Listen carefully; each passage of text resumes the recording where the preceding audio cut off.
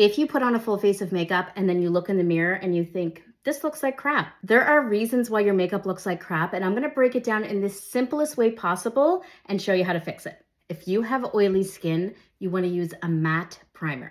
If you're noticing that your skin's getting really cakey throughout the day, it might be because you're prepping your skin wrong. Like I said, I want my skin to be really hydrated, so I'm also gonna use a hydration spray. I want radiance underneath my foundation so I look really glowy. If you're oily, skip this step.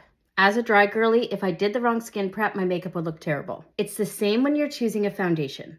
I can't use a matte foundation because I'm dry. I need something more luminous. This is a serum foundation, so it's gonna be packed with hydration. This is the new Rare Beauty foundation, and it's really matte, perfect for oily skin. If I use this, my skin is not gonna look good. Whether you're using matte or hydrating foundation, there's a right and a wrong way to apply it. I always think you're gonna get a better application if you use a brush. If you have anything to cover, you want to stipple it into the skin. If you want a really natural look, swipe and push down. It doesn't matter what concealer you use. If you use too much of it, it's going to look like crap. I only add 2 dots underneath the eyes and then a dot on the top of the eyes. When you're blending out your concealer, use a brush. It's going to look so much better. I use a color correcting concealer like this one from Natasha Denona in C1.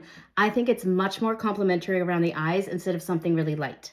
If you're not using blush and bronzer, this is how you're going to look, like a potato. When you're blending out your bronzer, don't scrub it into your skin, just tap.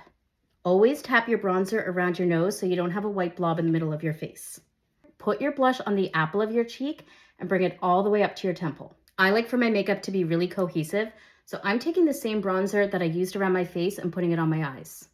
Go back and forth like a window wiper and be really gentle. And always bring your eyeshadow out towards the temple. You can use a pencil on the top of your eye, make it really small and use chocolate brown. If you're wondering why your mascara is not making your eyelashes longer, it's probably because you're not curling your lashes. Put your mascara on the tips of your lashes first. Then go right from the base and wiggle all the way up. Whether you're oily or dry, translucent powder is your best friend. Especially if you're oily, you need to be pressing this into the T-zone. Don't use a brush that's too big and it's going to disperse the powder all over your face. We're picking up the powder and then pushing it into our T-zone. Flip the brush over, use the smaller side, and set underneath your eyes. If you're oily and you don't want to look more luminous, skip the highlighter. But if you're dry, we definitely need highlighter. To keep things really light and fresh, I'm using a lip liner and a gloss. So this is the finished look. I hope this tutorial really helps you. If there's anything else that you're struggling with, let me know in the comments.